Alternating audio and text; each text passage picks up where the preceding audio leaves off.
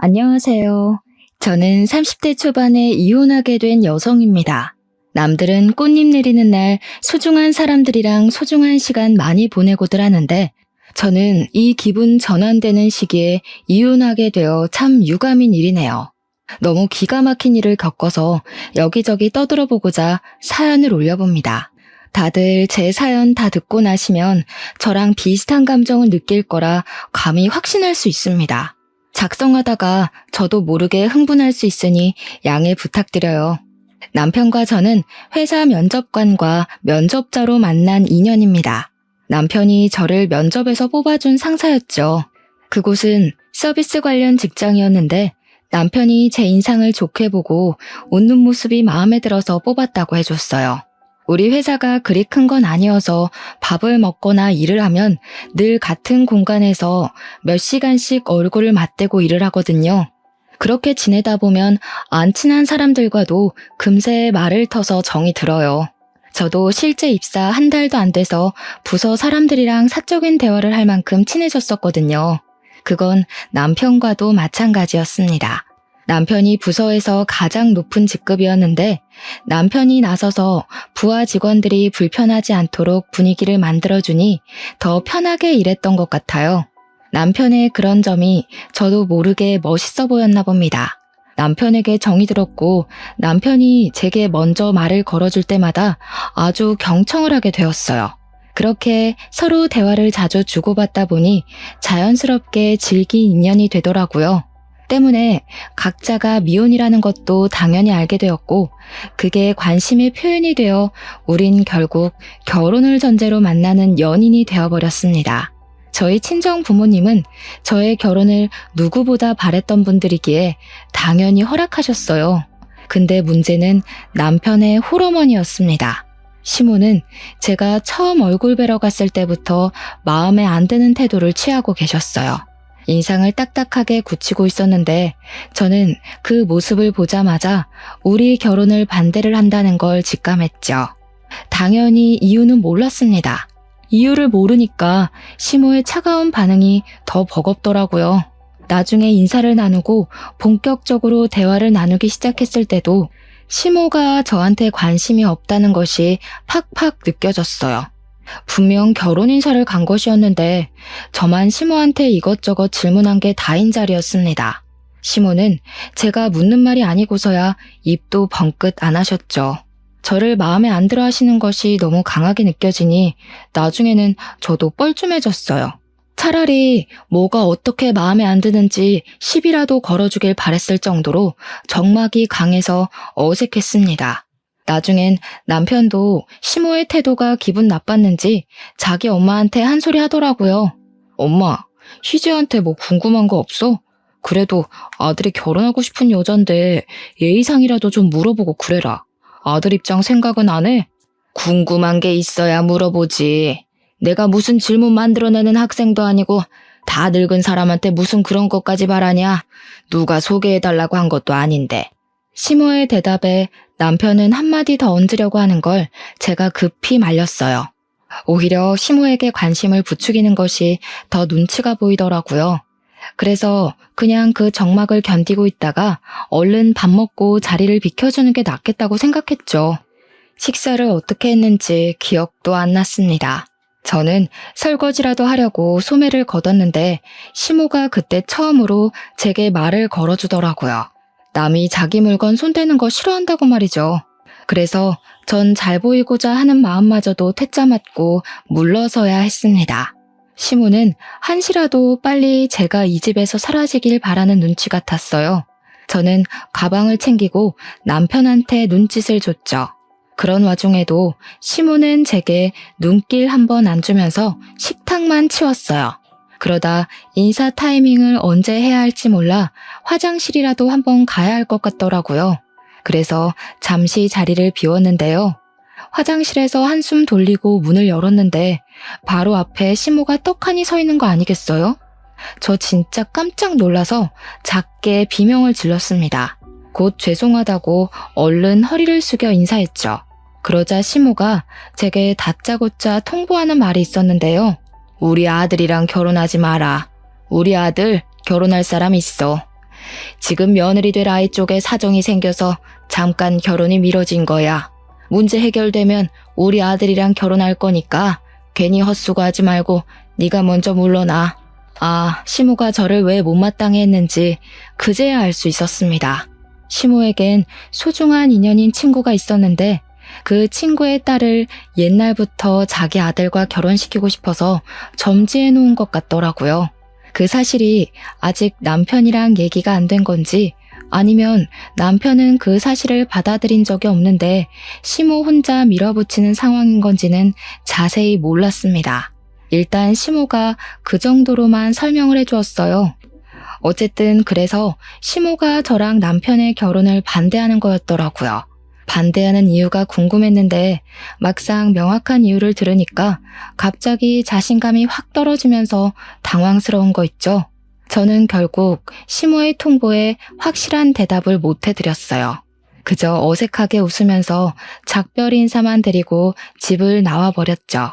그리고 이걸 남편한테 말해야 하나 말아야 하나 고민했는데 어차피 제가 이 사실 때문에 남편이랑 헤어질 것도 아니고 말을 하지 않으면 해결 안 될 일이라서 말해버렸어요. 자기 결혼할 사람 있었어? 어머님이 나더러 미리 대기하고 있는 며느리 있으니까 자기랑 헤어지라고 하던데 이게 다 무슨 소리야? 뭐? 이 엄마가 하다하다 너한테까지 그런 소리를 했네. 그거 그냥 엄마 혼자 하는 소리야. 무슨 조선시대도 아니고 어른이 하라는 결혼을 누가 해? 신경 쓰지 마. 내가 알아서 해결할게. 남편은 이 문제로 시모한테 한두 번 시달렸던 게 아닌지 지겹다는 듯 화를 내면서 저를 안심시켰습니다. 저는 더 자세히 캐묻고 싶었지만 남편 표정이 이미 지긋지긋해 보여서 그냥 입 다물었어요. 그 뒤론 정말로 시모가 그것에 대해 전혀 언급을 하지 않았습니다. 저희는 예정대로 수월하게 결혼이 진행되었죠. 남편이 시모랑 무슨 대화를 어떻게 설득한 건지는 따로 묻지 못했어요. 굳이 지나간 문제를 들추고 싶지 않기도 했고요. 남편이랑 무사히 결혼을 하게 된 건 정말 다행이었지만 한편으론 저 혼자 시모의 눈치가 굉장히 보였습니다. 시모 표정이 저를 그리 반기는 얼굴이 아니었거든요. 제게 두 눈 똑바로 뜨면서 결혼하지 말라고 선포했던 분인데 자기가 원하는 며느리가 아닌 다른 며느리가 들어가게 됐으니 마음에 들 리가 없을 거잖아요. 그래서 괜히 결혼 후에 있을 고부 갈등이 벌써부터 걱정이 되었죠. 남편한테 시모의 기분에 대해서 슬쩍 물어봐도 남편은 그저 시모가 더 이상 우리 관계에 대해 딴 말 안 할 거니까 걱정 말라고만 하니 계속해서 집요하게 물을 수도 없었습니다. 할 수 없이 그 정도로만 알고 넘겨야 했죠. 그렇게 결혼을 마치고 저희는 합가로 신혼을 시작했어요. 그 이유는 시모가 합가를 원해서였습니다. 시모가 합가를 원했을 때 남편이 단번에 거절했지만 제가 하겠다고 했어요. 저는 처음부터 시모에게 미움털이 박힌 며느리라 시모랑 친해지는 게 우선이라 생각했거든요. 그래서 합가를 통해 점수를 좀 따고 싶었어요. 남편이 저더러 시모한테 그렇게까지 잘 보이지 않아도 된다고 했는데 저는 제가 정말 괜찮은 며느리라는 걸 보여주고 싶었고 인정받고 싶었습니다. 시모의 등짝을 감당할 각오도 많이 했어요. 시모가 자기 친구의 딸을 많이 좋아한다는 거 알고 있습니다. 하지만 그 친구의 딸을 며느리로 만들지 못한 것이 아쉽지 않도록 제가 며느리가 된 사람으로서 훨씬 더 잘해내고 싶었어요. 이왕 식구가 된 며느리는 저였으니까요. 그래서 저는 합가 첫날부터 만반의 마음을 가지고 잠자리에 들었습니다. 다음 날 아침 일찍 일어나 시모를 위한 아침 밥상을 차리려고 했죠. 그렇게 다음 날 이른 아침 알람 소리를 듣고 눈을 떴어요. 아침 먹고 출근을 해야 해서 너무 피곤했지만 어제의 다짐을 생각하면서 차림새를 정돈하고 거실 밖으로 나갔습니다. 그리곤 깜짝 놀랐어요. 주방에서 기척 소리가 나길래 그때부터 주춤거리며 다가갔는데 놀랍게도 시모가 먼저 일어나서 아침을 준비하고 있더라고요. 어머님? 일찍 일어나셨네요. 제가 아침 차리라고 그랬는데 죄송해요. 제가 더 일찍 일어났어야 했는데 어머님 기상 시간을 몰랐네요. 내일부턴 더 빨리 일어날게요. 일하는 사람이 뭐하러 아침까지 차리려고. 시간이 있을 때 조금이라도 더 눈붙이려고 해야지. 원래 집안일은 집에 있는 사람들 몫인 거야. 상 차리는 건 내가 할 테니까 도와줄 거 없어. 한 50분 더 잘 수 있겠네. 얼른 좀 더 자고 와. 그런데 말이에요. 제가 놀라야 할 부분은 따로 있었더라고요. 시모가 저보다 먼저 일어나서 아침을 준비하고 있었던 것에 기함할 것이 아니라 시모의 말씨와 태도에 기절초풍해야 할 일이었어요. 그날의 시모는 제가 알던 시모와 확연히 다른 사람으로 변해 있었습니다. 그 갑작스러운 변화가 낯설어서 제가 당장 태도를 어떻게 받아쳐야 될지 계산을 못했을 만큼 당황스러웠어요. 시모는 제게 빈말을 한 것이 아니었는지 한 번도 보여준 적 없는 웃음까지 보여주면서 뭘 귀신같이 서 있기만 하냐고, 나중에 졸면서 밥 먹지 말고 얼른 들어가서 자라고 하대요. 진심 같아 보였어요. 정말 저에게 선심을 베풀어주는 모습이었습니다. 저는 시모의 지나친 배려에 못 이겨 결국 얼떨떨하게 다시 방으로 돌아와 버렸어요. 그리곤 침대에 누워 한숨도 못 자고 생각만 했죠. 그날을 기점으로 시모는 그때뿐만이 아니라는 듯이 한결같이 상냥한 태도로 일관하였습니다. 결혼을 반대한 사람이 많냐는 듯 막상 결혼하고 나니까 잘해주기 시작했어요. 시모의 친절은 몸둘 바를 모를 정도였는데요. 아침마다 저보다 먼저 일어나서 아침상을 준비하셨고 제 손이 닿기 전 집안일을 먼저 해주셨어요. 결혼하기 전에는 시모 목소리도 듣기 힘들었는데 합가하면서부터는 제게 먼저 말도 걸어주시고 일하고 온 제가 피곤할까봐 안마 의자도 양보해 주셨습니다. 저 솔직히 합가한 후로 제가 다짐한 걸 하나도 지키지 못했었어요. 시모가 너무 잘해줘서요. 그게 너무 감사하지만 한편으로는 오히려 며느리로서 마이너스만 되는 것 같아서 시모한테 부탁을 한 적도 있었습니다. 어머님께서 다 해주시니까 제가 아무것도 할 게 없네요. 혼자 힘드시게 다 하지 마시고 저한테도 좀 알려주세요. 저도 엄연히 이 집 안사람인데 같이 돕고 싶어요. 괜찮다니까 그러네. 네가 나 고생하는 거 알아주기만 해도 피로가 싹 다 풀려. 내 걱정하지 말고 집에 오면 푹 쉬어. 밖에서 일하고 왔는데 집에서까지 일하면 쓰나. 제가 뭘 하려고만 하면 늘 이런 식이니 뭘 할 수도 없었어요. 저는 결국 조금씩 시모의 배려를 받아들이기 시작했죠. 출근 때도 퇴근하고 와서도 시모 덕분에 맛있는 밥을 먹는데 엄마 생각도 나고 얼마나 든든한지 몰라요. 그리고 잘 생각해보면 마냥 미안해하기보단 받는 만큼 고마워하는 것도 하나의 화답일 수 있겠다는 생각이 들더라고요. 그때부터 저는 시모에게 좀 더 적극적으로 표현하고 다가가는 며느리가 되는 걸로 방향을 바꿨습니다. 어머님, 진짜 너무 맛있어요. 매번 너무 감사해요. 제가 해드려야 되는데 비법 알려주시면 다음 쉬는 날에 봐서 제가 대접해드릴게요. 아유, 됐다. 나도 너희들 해먹이는 재미로 자꾸 하는 거지 뭘. 그리고 너희들이 돈도 주지 않냐. 내가 가만히 앉아서 용돈만 받고 놀 수 있나. 에이, 그건 어머님 놀고 먹으라고 드리는 돈이라니깐요. 어머님이야말로 그것 때문에 저희 신경 쓰는 거 그만하시고 제발 어머님만 생각하세요. 그게 저희 마음 생각해 주시는 거예요. 알겠죠? 고맙다. 집에 밝은 사람 하나 들어오니까 분위기가 갈수록 환해지네. 저랑 남편은 서로 돈을 조금 보태서 시모한테 용돈을 주고 있는데 시모는 그걸로 적당한 선에서 사고 싶은 물건을 사기도 했습니다. 알아서 적금도 넣는 것 같았어요. 제가 집에서 며느리 노릇을 잘 못해주고 있는 반면 시모는 제게 과분할 정도로 잘해주니 용돈이라도 챙겨드려야 될 것 같더라고요. 그래서 원래 50만 원을 주고 있었는데 며칠 뒤에는 그냥 제 마음이 시모에게 좀 더 쏠려서 개인적으로 20만 원 더 얹어드렸어요. 그러니 시모가 한날 제게 따로 찾아와 고맙다며 손까지 잡아주더라고요. 그날은 따뜻한 말까지 건네줬는데 진심으로 눈물 날 뻔했습니다. 내가 이런 귀한 며느리를 못 알아보고 하마터면 놓칠 뻔했네. 이전에 섭섭한 거 있었으면 그냥 늙은이가 노망이 났었나 보다 하고 잊어줘. 그때 속상함을 안 잊었을 수가 있겠습니까? 저는 진작에 제 결혼을 반대했던 시모의 차갑던 모습을 깡그리 잊어버렸어요. 고부 갈등을 너무 걱정했는데 시모에게 며느리로 인정받으니까 괜한 걱정이었다는 것을 새삼 느꼈었네요. 시모가 마음의 문을 대놓고 열어주니까 저도 자신이 생겨서 더 다가갈 수 있었던 것 같아요.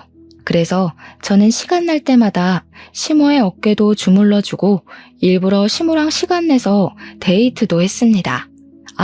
그리고 저랑 남편이 합가를 하자마자 임신을 준비하고 있었어요. 시모한테도 미리 얘기를 했었는데 혹시 시모가 그래서 저한테 더 잘해주는 건가 싶기도 했습니다. 제가 남편한테 시모가 잘해준다고 자랑을 한 적이 있었거든요. 그랬더니 남편이 그런 얘기를 하더라고요. 엄마가 손주 결혼하는 것까지 보는 게 꿈이라고 늘 말씀하셨거든. 그래서 아마 우리가 아기 준비한다고 했을 때 좋았을 수도 있겠네. 어쨌든 그것 때문이라도 엄마가 당신한테 잘해서 다행이다. 이유가 뭐가 됐든 그 말을 들으니 저는 하루라도 빨리 임신을 하고 싶었습니다. 시모에게 아기를 빨리 안겨주는 것이 효도라고 생각했기 때문이었죠. 근데 마음이 조급해서 그런가 희한하게 새 생명을 갖는 것이 쉽지가 않더라고요. 여자는 임신 때문이라도 평소 몸 조심하고 다녀야 되잖아요. 그런 주의를 듣고 사는 존재치고는 제가 너무 임신이 안 돼서 갈수록 난처했습니다. 시모는 저에게 은근히 임신에 좋은 음식이나 건강 음료 등을 마련해서 건네곤 하는데 저는 그에 마땅한 화답을 얼른 보여드리지 못하고 있으니 마음이 불편했어요. 그렇게 임신하고자 노력만 해온 것이 어느덧 3년이 되었는데도 깜깜무소식이었습니다. 혹시나 해서 남편이랑 시간 내어 병원 검진도 받아보았어요. 남편도 저도 임신에 문제 없다는 답변을 들어서 희망 고문인 셈이었습니다.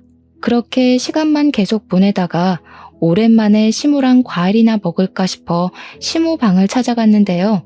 시모 잠깐 화장실 갔는지 없더라고요. 시모 올 때까지 방에서 기다리려고 방을 둘러보는데 화장대 앞에 통장 2개가 있었습니다.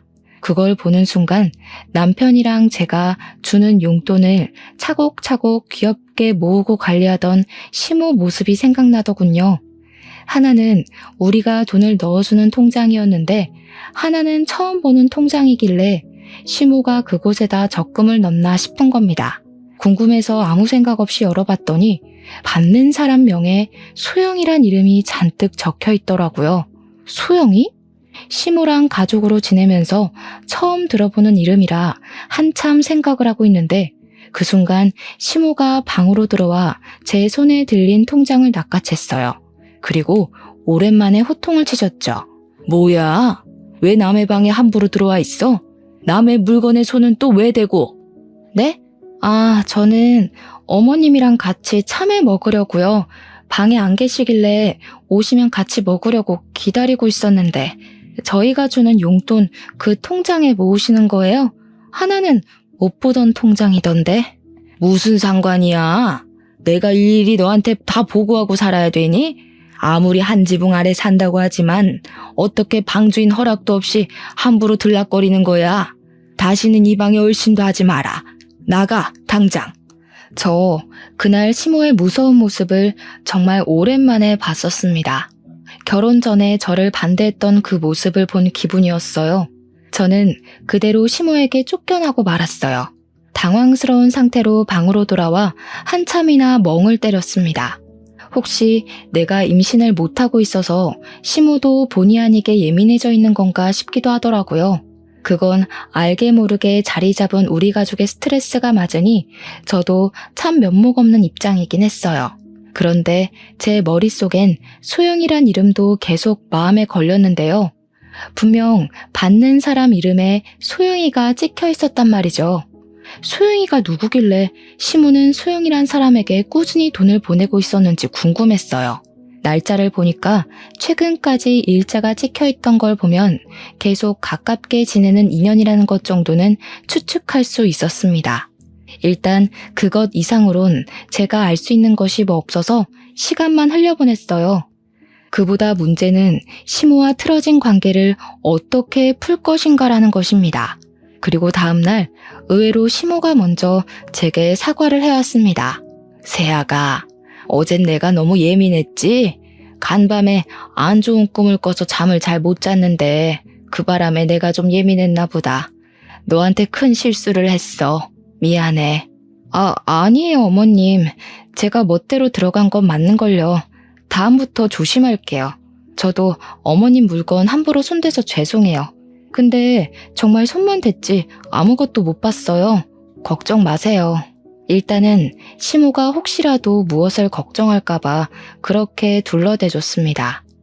그래서 그런가 시모가 눈에 띄게 안색이 밝아지는 것 같기도 했어요.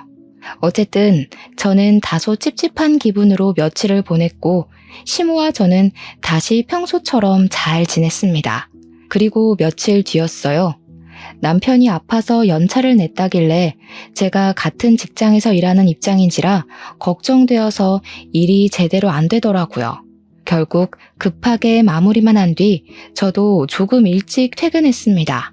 남편한테는 따로 문자만 넣은 뒤 귀가를 했어요. 도어락을 열고 집에 갔더니 아무도 나와보는 사람이 없더라고요. 그래서 다들 방에 있나 싶어서 기웃거렸는데요. 느닷없이 화장실 쪽에서 무슨 웅성대는 소리가 들리는 겁니다.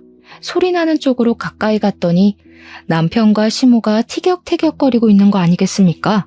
엄마 진짜 제정신이야? 그게 말이 된다고 생각해? 걔도 제정신이 아니고서야 그런 걸 한다 했다고? 난 싫어. 둘이서 한 맞춰 온 걸 왜 나한테 하라고 강요해? 난 싫다고. 너더러 같이 살아달라는 거 아니잖아. 직접 살 부딪히란 소리도 아닌데 그거 조금 담아주는 게 뭐가 어려워서. 내가 결혼 양보해줬으면 너도 이건 해줘야지. 그때 남편이 시모를 밀치고 화장실을 박차고 나왔습니다. 그리곤 당연하게도 저를 맞닥뜨렸죠. 저를 마주하자 남편이 깜짝 놀라서 큰 소리를 내질렀어요. 금세 시모가 뒤따라 나오더라고요. 저는 그저 무슨 일인지 몰라서 시모랑 왜 다투냐고 물었는데 남편이랑 시모가 금세 대면대면하면서 아무것도 아니라고 하고 흩어져 버리는 겁니다. 남편을 따라가서 한 번 더 물었지만 시모가 말도 안 되는 걸 자꾸 요구한다는데 그 정도로만 말해주고 더 이상은 저랑 상관없는 일이라고 말하기를 회피만 했어요. 그렇게 자꾸 원인 모를 찝찝함만 쌓여가는 채로 시간이 더 흘렀습니다. 그러다 보니 저는 임신 하나만 신경 쓰기도 너무 벅차서 끝내 다른 건 저절로 관심을 놓게 됐어요. 보고 듣고 찾는 것까지 모두 임신에 관련된 정보들에만 신경을 몰두하게 되었죠. 제가 노력하는 만큼 남편도 함께 노력해줘서 마음이 외롭지는 않았습니다. 또 시모가 결과물을 재촉하는 분도 아니셨던지라 임신의 실패에도 절망스럽진 않았어요. 다만 지치긴 했습니다. 목표 지점이라도 보이면 좋겠는데 그것마저 보이지 않으니까 괜히 불안하더라고요. 제가 임신을 못해서 날로 스트레스를 받고 있으니 시모는 이제 저를 돕는다고 임신에 좋은 것들까지 챙겨주기 시작했는데요. 이렇게 받기만 하는 것이 미안해서 한날은 시모를 위해 제가 아침밥을 해볼까 싶어 새벽 일찍 일어났거든요. 그런데 그날도 시모가 저보다 더 일찍 일어나 주방에서 기척을 내고 있더라고요. 결국 또 아침밥 준비는 시모한테 양보해야 하나 싶어 할 수 없이 시모를 돕기라도 하려고 다가갔어요. 근데 마침 시모가 통화를 하고 있어서 잠깐 기다렸는데요. 걱정 마라 소영아. 내가 매일 아침마다 애들 국에 약 타고 있어. 임신이 될 일은 절대 없다. 의사가 말해준 치사량보다 훨씬 높아서 더 안전해. 어머님, 저 정말 어머님 아니면 의지할 데가 없어요. 저 버리시면 안 돼요? 어머님이랑 남편 돌아올 때까지 꼭 기다릴게요. 알지 그럼. 너 말곤 그 누구도 내 며느리 못 돼. 다시 네 자리 찾아줄 테니까 조금만 기다려. 아유, 불쌍한 내 새끼. 내가 얼른 가서 몸조리 시켜줘야 되는데 여기서 엄한 시간만 뺏기고 있네. 저 순간 뭔가 잘못 들은 줄 알고 한참 고쳐 생각했습니다. 그럼에도 시모의 통화 목소리는 여전히 애달프고 통화 대상은 시모를 애타게 찾고 있었어요. 말도 안 되는 사실에 놀라서 바로 소리를 지를 뻔했습니다. 그러니까 분명히 시모 입에서 소영이란 이름이 언급되었고 그 소영이더러 며느리라 일컬었잖아요. 듣자 하니 내용 정황상 시모가 말했던 소중한 친구의 딸은 다름 아닌 소영이인 것 같았어요. 그 말은 즉 우리한테 받고 있던 용돈을 적금에 넣는 것이 아닌 소영이란 여자한테 붙여주고 있었다는 말도 되는 겁니다. 그리고 그 소영이란 여자가 바로 시모가 원했던 며느리라는 사실도 되겠죠. 불임이 길어지면 이혼 사유가 된다고 하더라. 이대로 계속 임시 못하게 막다가 손주 못 낳는다는 이유로 확 쫓아내버리면 돼. 지도 할 말 없을걸? 참, 너는 오늘 검진 다녀왔지? 뭐라니? 애는 건강하다니? 듣자 하니 기가 막혀서 더는 못 들어주겠더라고요. 저는 당장 시모한테 가서 폰을 빼앗았어요. 그리곤 대신 전화를 받아서 누구냐고 소리를 질렀죠. 당신 뭐예요? 우리 어머님이랑 무슨 사이예요? 아, 원래 며느리로 들어오려고 했던 분? 그래서 며느리로 언제 들어올 수 있을지 저 몰래 계획이라도 짜고 있었어요? 매일 아침마다 이렇게 통화했던 겁니까? 제가 난데없이 퍼부어버렸더니 상대방이 놀랐는지 바로 전화가 끊기더라고요. 옆에서 시모는 눈이 동그래져선 폰 내놓으라고 난리를 치기 시작했습니다. 저는 시모의 폰을 식탁에 확 내려놓아줬어요. 그리고 대체 이게 다 뭔 소리냐고 따졌죠.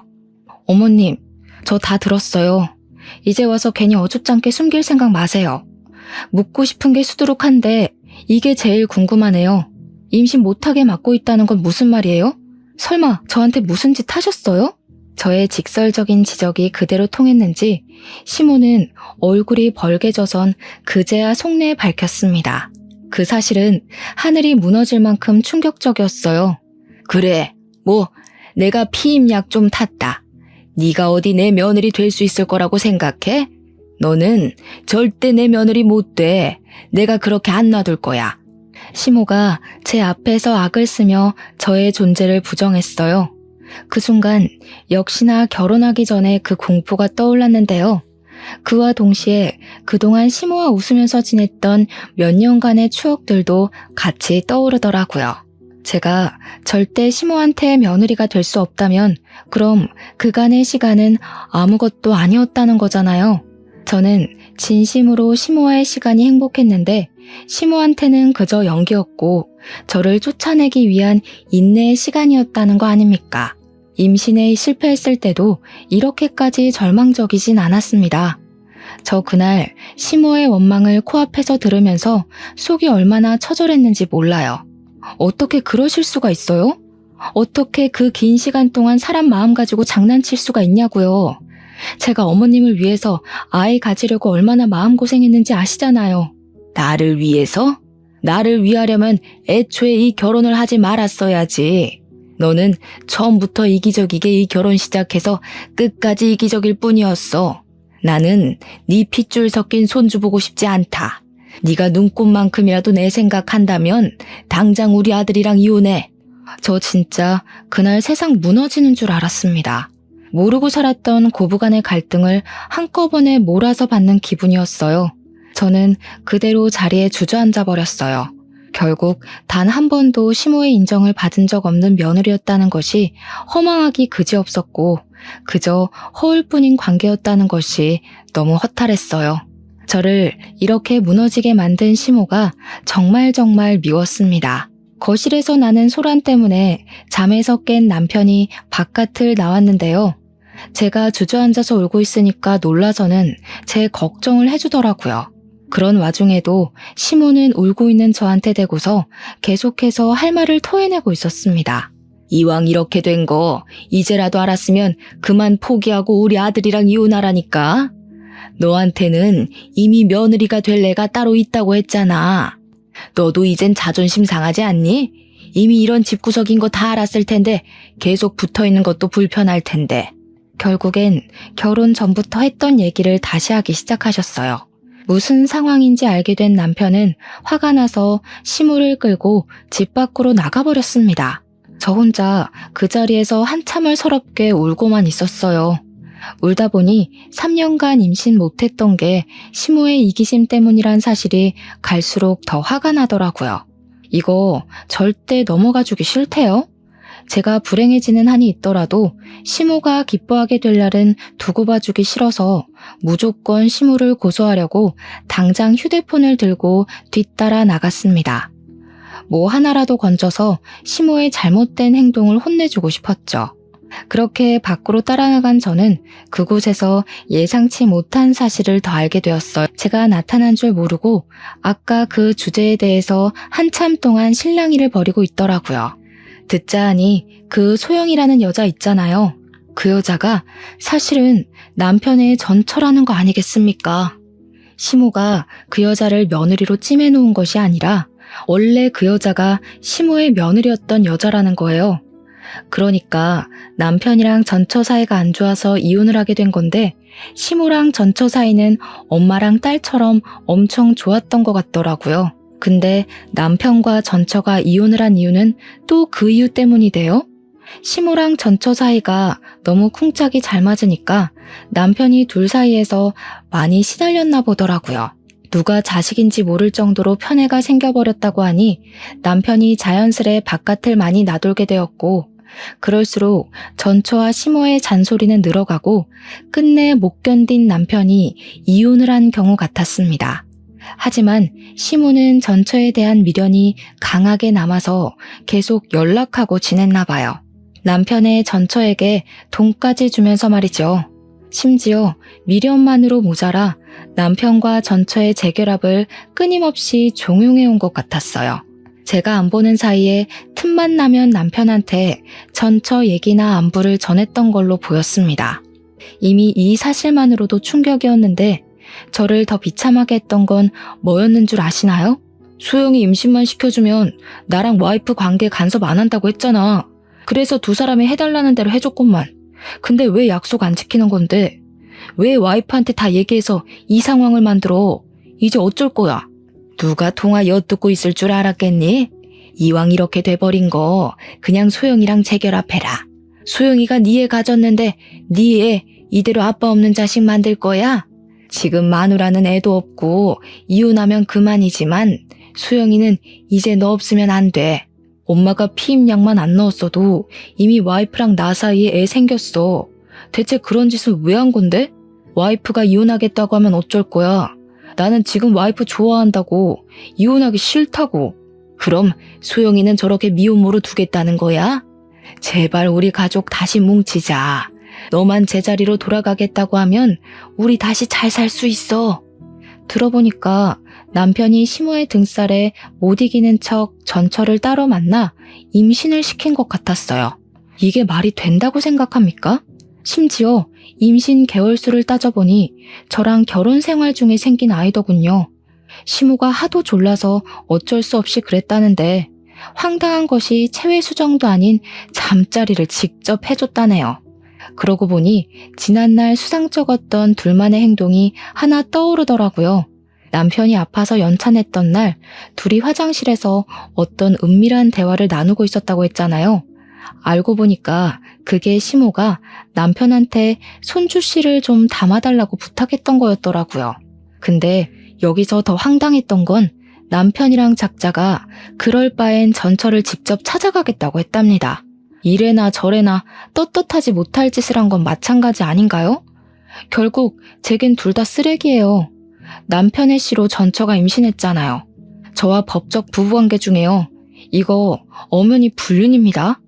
어떻게 불륜을 이런 식으로도 벌일 수가 있는 건지 참으로 황당하고 기가 막히더라고요.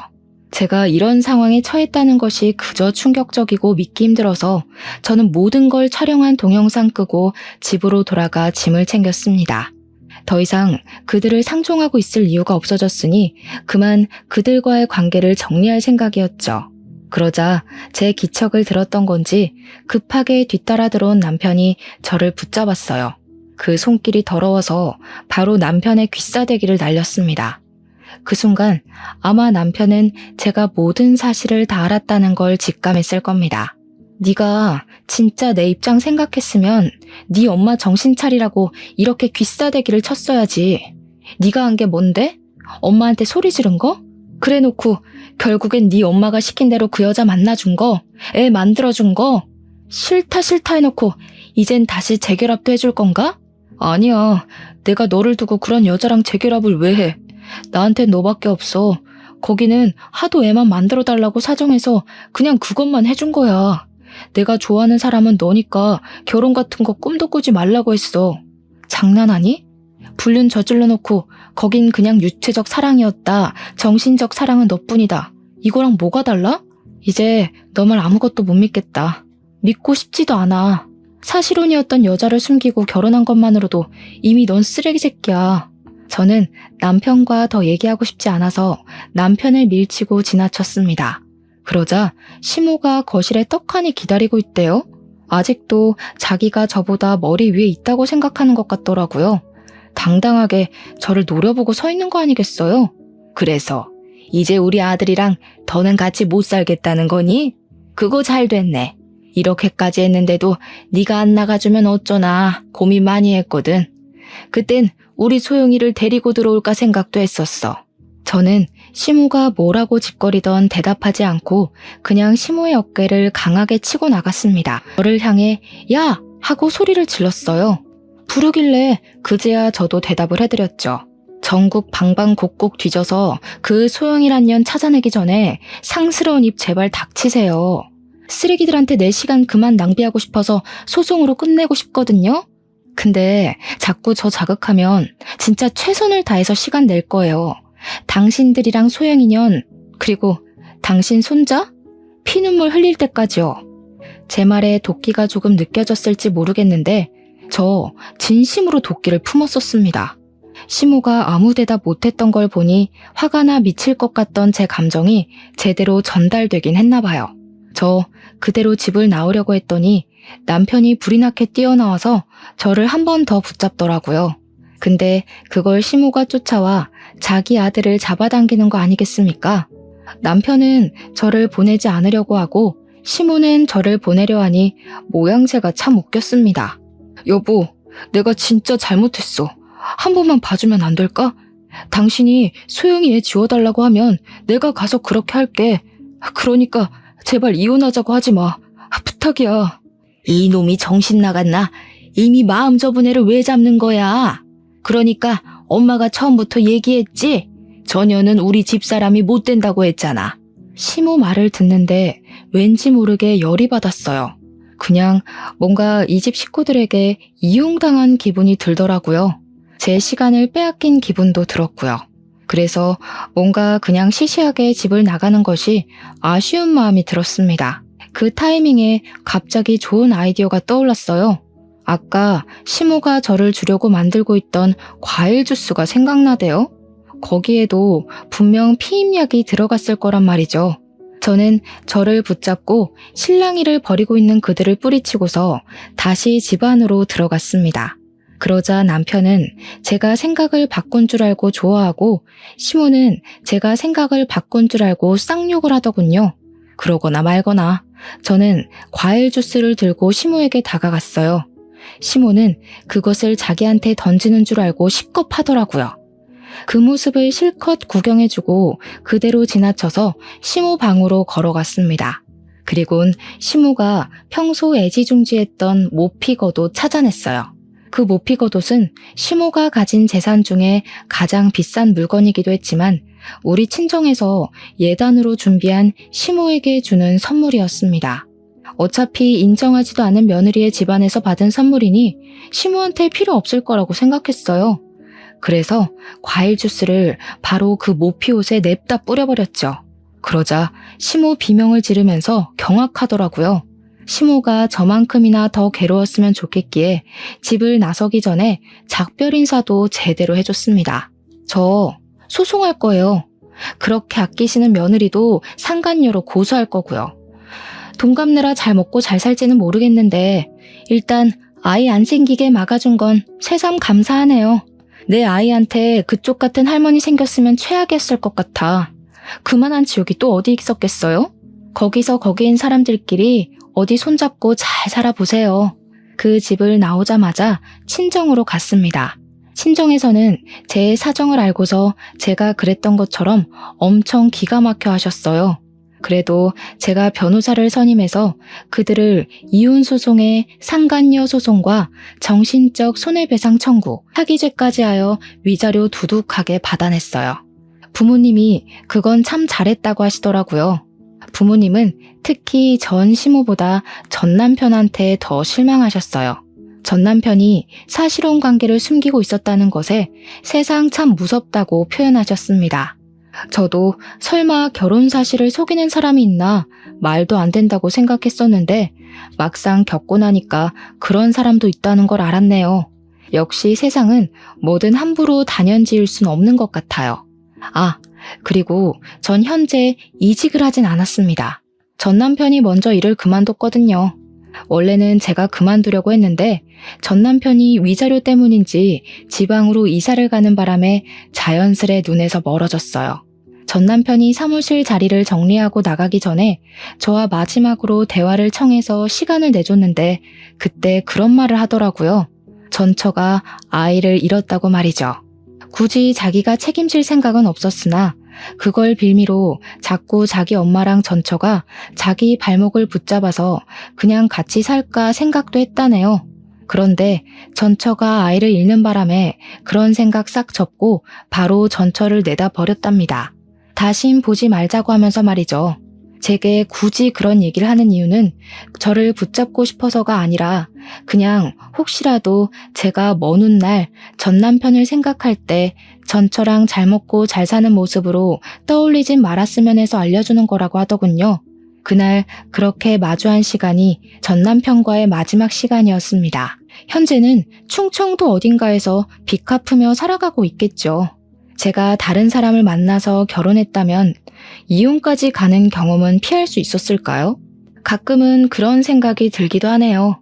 이혼이 누구에게나 올 수는 있지만 아무에게나 온다고 생각하지 않거든요. 저도 뭔가 어긋났던 부분이 있었기 때문에 이혼이란 수순을 밟을 수밖에 없었던 사람이 아닌가 싶습니다. 그래도 이혼이란 결정이 저의 불행이 아닌 행복을 위한 선택이었기 때문에 제가 지금 이렇게 마음이 편해요.